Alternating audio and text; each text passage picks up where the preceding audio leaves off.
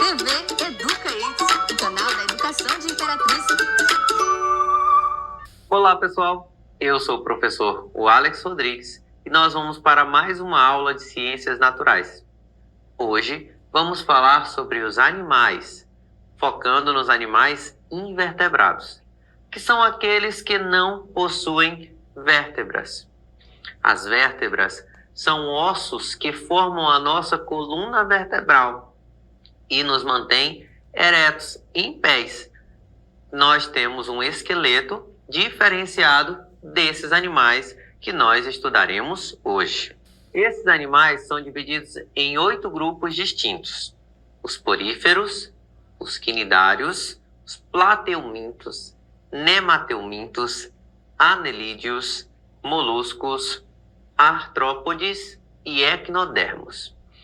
Nessa aula, nós vamos falar dos 4 primeiros.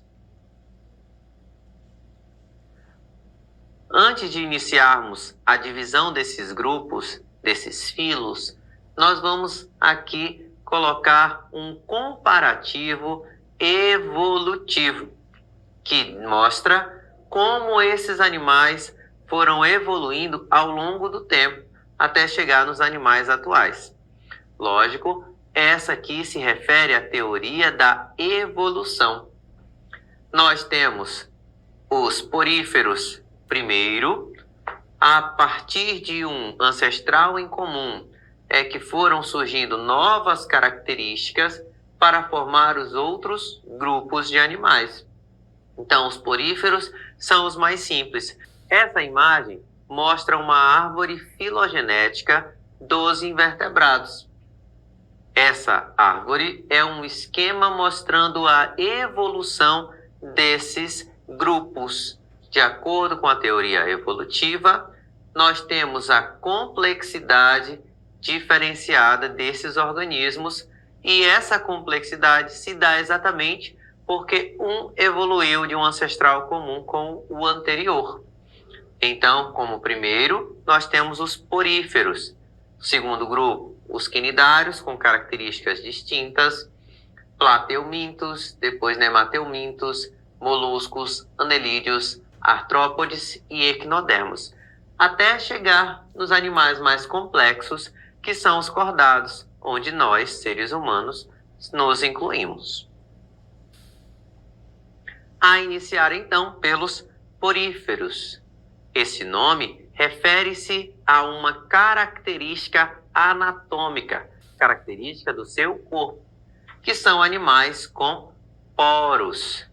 Poros são orifícios que estão ali presentes no corpo desses animais. O representante desse filo é a esponja do mar, que nós conhecemos como animação o Bob Esponja. Lógico que a animação, conhecida aí internacionalmente, não refere-se 100% à estrutura desses animais, porque esses animais têm uma estrutura mais semelhante a plantas, às vezes, do que a propriamente animais. Eles não são quadradinhos, assim como o do desenho. Eles têm um formato mais cilíndrico.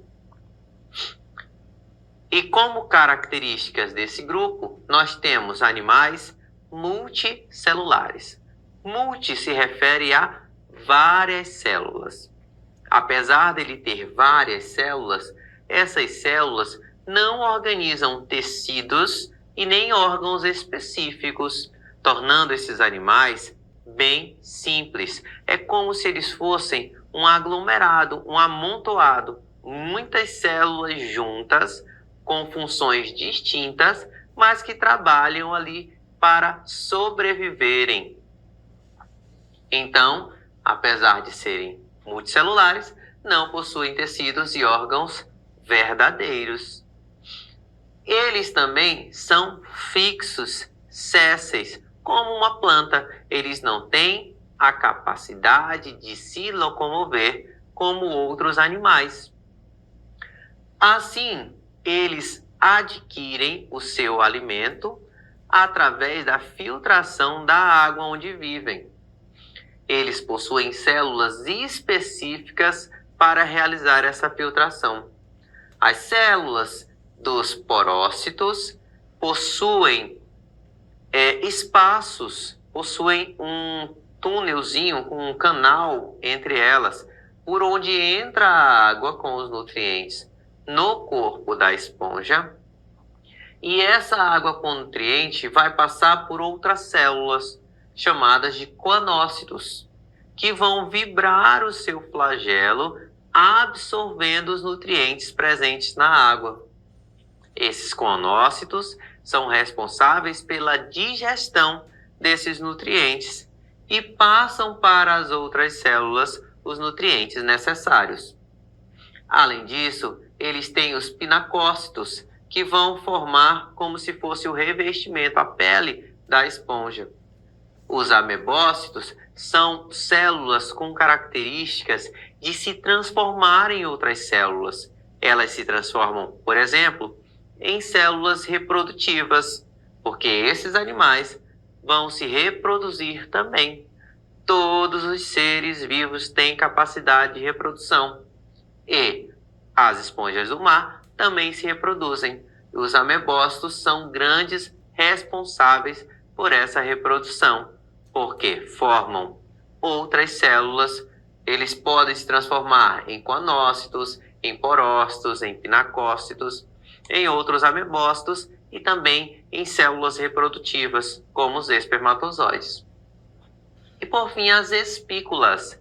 Essas espículas é como se fossem pequenos ossos e dão sustentação para o corpo da esponja. Como eu falei, elas não formam órgãos, mas elas ficam eretazinhas, em pés.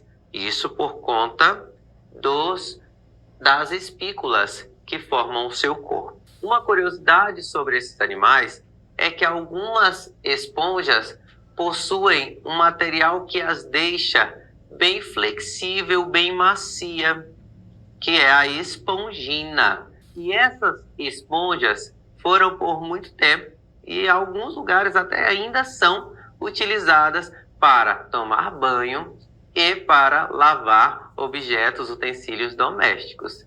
Esses animais, por conta dessa característica de ser macio e absorver água, são utilizadas desse jeito.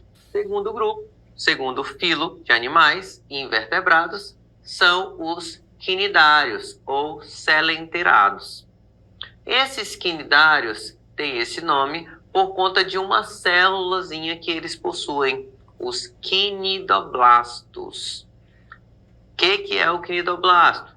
É uma célula responsável pela defesa desses animais. Ela é acionada quando um predador ou algo estranho toca nas células desse animal, liberando uma toxina, um pequeno veneno, que vai paralisar parte, vai queimar parte desse predador, dessa presa dele, de algum outro animal que tocar nele. Os quinidários são envolvidos, às vezes, em acidentes com humanos, por conta desse toque. Quando se toca no tentáculo, aciona o quinidoblasto e em nosso corpo acontece como se fosse uma queimadura. Algumas pessoas associam essas toxinas dos quinidoblastos como pequenos choques elétricos.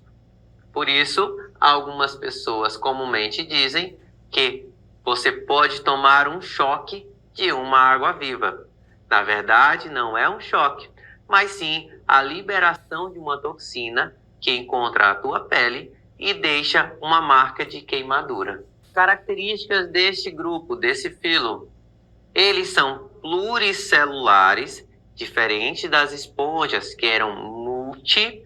Esses aqui são classificados como pluri. Esse termo pluri refere-se a muitas células, só que organizadas. Elas se juntam e se organizam em tecidos. Assim, nós temos que as águas-vivas, que são os mais conhecidos representantes desse filo, tenham órgãos bem distintos, diferente dos poríferos das esponjas do mar.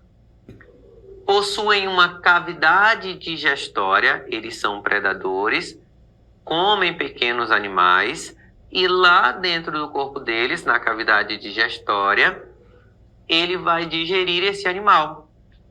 Aqui nós temos um animal com apenas um orifício, uma abertura desse sistema digestivo. Só tem boca. Ele não possui ânus. Então, após a digestão, as excretas saem pelo mesmo orifício que entraram. A simetria deles é radial. Simetria refere-se à posição do corpo e à forma em que o seu corpo pode ser dividido e manter partes iguais. Se nós pegarmos um quinidário e cortarmos assim o corpo deles, todas as partes, se nós cortarmos em várias partes, em raios, todas as partes terão praticamente as mesmas características, serão idênticas. Por isso, chamamos de simetria radial. Se nós pegássemos um ser humano e partíssemos ele ao meio, de alto a baixo, nós teríamos apenas uma forma de fazer isso, dividindo o lado direito e o lado esquerdo, para que as duas partes fossem praticamente idênticas. Se fizéssemos um corte de formas diferentes, transversais, diagonais, não teríamos essa possibilidade. Nas águas vivas, nós temos essa possibilidade. Eles podem ser fixos ou podem possuir vida livre, ser livre natante. Os fixos são chamados de pólipos. Eles não se mexem, eles não nadam pelo ambiente em que vivem, já que todos esses animais são exclusivamente aquáticos. E aí nós temos os que vivem nadando, que são as medusas, como as águas vivas. Como exemplo de pólipo, nós temos as anêmonas e os corais. E eles possuem tentáculos. Os tentáculos das medusas ficam na parte de baixo do corpo. É aqui que ficam aquelas células que são ativadas e liberam a toxina. Enquanto o dos pólipos ficam na parte de cima, assim como a boca deles. E esses tentáculos servem para a proteção e captura de alimentos. Essa aqui é a célulazinha capaz de dar aquela descarga de toxina. Ele tem como se fosse um pequeno filamento que fica enrolado dentro da célula e ao ter o contato, vai ativar esse filamento e ele se desprende, ele sai de dentro da célula e vai liberar a toxina. Em relação à reprodução desses animais, nós dizemos que ele se reproduz por alternância de gerações. A água-viva, ela vai ter a sua forma livre natante, medusa, e também vai ter a forma de pólipo nesse ciclo reprodutivo, que é aquela forma séssil, fixa, fica paradinha. As águas-vivas adultas, o macho e a fêmea, liberam seus gametas na água. Na água, esses gametas, que são as células reprodutivas, se encontram e formam os ovos, lá o embrião dentro dos ovinhos, e depois nasce uma larva. Essa larva tem a capacidade de nadar. Ela é chamada de larva plânula e ela vai encontrar um substrato, que pode ser uma rocha, e fixar-se. Quando ela se fixa, ela vai começar a desenvolver-se, formando os pólipos. Na base desses pólipos, vai se formar uma estrutura semelhante aos adultos, chamada de éfira. E essas éfiras sofrem como se fosse uma torção, uma estrobilização. Ele vai se contorcer até sair.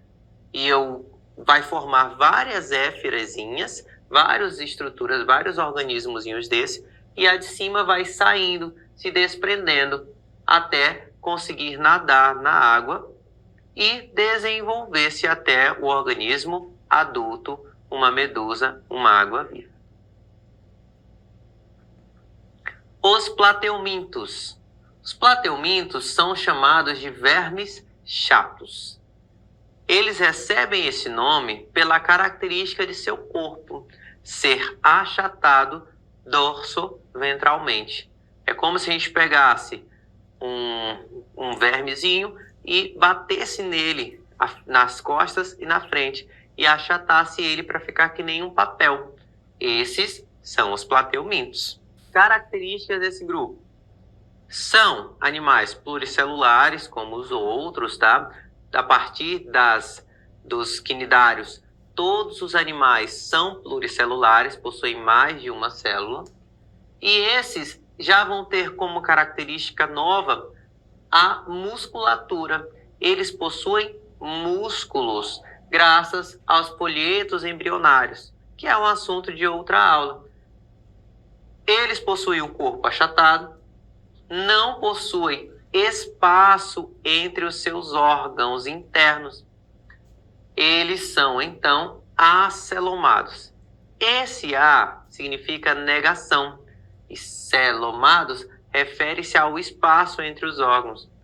Nós, por exemplo, temos um espaço entre os nossos órgãos abdominais e a nossa musculatura, a nossa pele. Os nossos órgãos, intestino, estômago, não são presos à musculatura.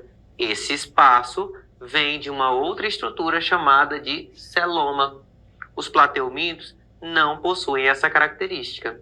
A simetria dos animais desse grupo é bilateral, ou seja, se fizermos um corte de alto a baixo, nós vamos dividir o corpo deles em duas partes praticamente iguais, diferente dos quinidários, que era uma simetria radial. O sistema digestório deles também é incompleto, só tem uma abertura, somente a boca. O sistema nervoso deles é rudimentar, não é um sistema complexo como o nosso, dos seres humanos. Eles conseguem captar estímulos externos, como, por exemplo, as planárias, que conseguem captar a luminosidade, a quantidade de luz de um ambiente, porém não veem cores como nós vemos. Dizemos, então, que é um sistema nervoso rudimentar. E algumas espécies são parasitas, enquanto outras têm vida livre. A planária é um plateuminto de vida livre. Ele vive em lagos, em rios e vai nadar aí atrás do seu alimento. Enquanto outros organismos vão acabar causando doenças, inclusive em nós, seres humanos. Por esse motivo, estudar os plateumintos tem uma grande importância médica, uma importância para a nossa saúde. Como exemplo de doenças causadas por plateumintos, nós temos essas duas que falaremos agora. Elas também são chamadas comumente como verminoses, porque são causadas por vermes. A esquistossomose é uma verminose causada pelo verme chato Schistossoma mansoni. Esse aqui que nós vemos na imagem de cima. Esse vermezinho, ele vive em conjunto no sistema digestório, vai viver em conjunto no abdômen das pessoas infectadas, o macho e a fêmea juntos, para reproduzir-se, procriar, gerar ovos que serão jogados depois para fora através do nosso próprio sistema digestório, através das fezes. Como características, como sintomas dessa verminose, nós temos uma coceira e vermelhidão quando se é infectado. Por quê? Esses ovos e, consequentemente, larvas desses animaizinhos vão cair em águas, especialmente águas mais calmas, como águas de lagoas. E lá eles vão se desenvolver. O desenvolvimento desses animais envolve um outro animal, um molusco. E esse caramujozinho, um moluscozinho, vai receber uma larva desse animal. Essa larva cresce dentro do molusco e depois sai para a água de novo. Quando alguém toma banho em uma lagoa contaminada dessas larvas, essas larvas penetram na pele, fazendo com que cheguem até o nosso sistema circulatório, até o sangue, e o lugar que essa larva entra no corpo, fica coçando. Consequentemente, fica vermelho, sendo esse o primeiro sintoma da esquistossomose. Essas lagoas que têm a presença de larvas do xistossoma são conhecidas popularmente como lagoas de coceira. A partir daí, desenvolvem-se outros sintomas, como febre, diarreias, tonturas, aumento do fígado e abdômen, já na fase mais extrema. Se não tratada, essa doença vai causar um aumento desordenado do fígado, que pode levar à morte. Teníase. A teníase é outra verminose causada por um verme chato, a tênia, e causa, entre outros sintomas, diarreia, dor abdominal, inapetência, que é a falta de fome, fraqueza e perda de peso.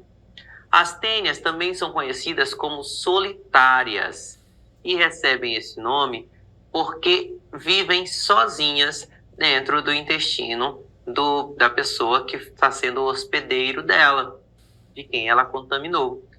Essa característica desses animais se dá por conta de uma toxina, de um agente químico que elas liberam para não deixar que outros parasitos contaminem essa pessoa, eliminando a competição por alimentos. Ciclo da teníase. Nós vamos falar do ciclo biológico das duas principais tênias que afetam os seres humanos, a tênia solium e a tênia saginata, a de porco e a de boi. Primeiramente, para evitar a contaminação por tênia, nós precisamos tomar algumas providências, algumas precauções, especialmente não consumir carne crua ou mal passada, porque o calor, o fogo, vai acabar matando qualquer ovo que esteja dentro da carne desses animais, porque os ovos das tênias acabam parando na musculatura, na carne de bois, de vacas, do gado e dos porcos, dos suínos. Quando nós consumimos esses alimentos contaminados, esses ovos vão para o nosso intestino. Lá eles eclodem e vão formar um indivíduo adulto. Esse indivíduo adulto vai se fixar no intestino, consumindo os alimentos, os nutrientes que nós vamos comer ao decorrer do tempo. Lá também eles se reproduzem. Como eu falei, a tênia também é conhecida como solitária. E ela não precisa de um outro parceiro para se reproduzir, porque eles são hermafroditas, com capacidade de se autofecundar. Isso significa dizer que o mesmo organismo tem os dois sexos, masculino e feminino, e consegue cruzar entre si para formar os seus próprios filhotes. Formando esses filhotes, eles vão estar presentes nos ovos, e esses ovos vão ser liberados nas fezes. Uma pessoa sem hábitos de higiene bons, hábitos corretos de higiene, vai defecar em ambientes que são pastos, por exemplo, do gado. E lá os ovos serão depositados. Esse gado consome esses ovos que se prendem à sua musculatura refazendo o ciclo. Os nemateumintos. Esse grupo é o grupo dos vermes cilíndricos. Eles têm esse formato de um tubo. Esses vermes já têm o sistema digestório completo, com boca e ânus. Eles também têm um pseudoceloma. Lembra que eu falei que o celoma forma o espaço entre os órgãos que nós, seres humanos, possuímos. Porém, os plateumintos não possuem esse espaço. E os nemateumintos possuem esse espaço, mas é preenchido por um líquido. Por isso, pseudoceloma. Pseudo refere-se a falso. Então, é um falso espaço, porque é preenchido por líquido. A simetria deles também é uma simetria bilateral e eles têm como característica do grupo também uma cutícula protetora que reveste o corpo deles. Essa cutícula é super importante porque eles vivem em ambientes cheios de enzimas digestivas, sistema digestório. E essa cutícula não deixa que eles sejam digeridos, que eles morram, mas protege o corpo deles. Como exemplos de verminoses causadas por vermes cilíndricos, nós podemos citar a ascaridíase, conhecida popularmente como lombriga. A Ascaris lumbricoides, ela vai infectar os intestinos, causando dores fortes na barriga, enjoos, vômitos. Em casos graves, pode vir a tosse e esses vermes serem expulsos através do sistema respiratório, saindo por orifícios como boca e nariz. Também causa febre e, se chegar até o sistema respiratório, fortes dores no peito. A Ascaris lumbricoides, ela pode se reproduzir de forma exagerada no intestino, causando prisão de ventre, porque obstrui a passagem das fezes dos alimentos. Ancilostomose. A ancilostomose ou ancilostomíase também é conhecida como amarelão e é a doença de um personagem famoso de Monteiro Lobato, o Jeca Tatu. Uma das características desse personagem bem conhecido é a cor pálida da pele, porque essa doença ela causa uma anemia. Essa anemia também dá nome popular à doença, a amarelão. Além disso, o personagem de Monteiro Lobato vive cansado, porque a anemia acaba causando este cansaço. Entre outros sintomas, nós podemos citar como sintoma do amarelão, dores de barriga, falta de apetite, inapetência, fraqueza e fezes bastante escuras. Essas verminoses podem ser tratadas e curadas com remédios contra esses vermes e podem ser prevenidas com bons hábitos alimentares e de higiene. Então, pessoal, essa foi mais uma aula de Ciências Naturais. Até a próxima aula.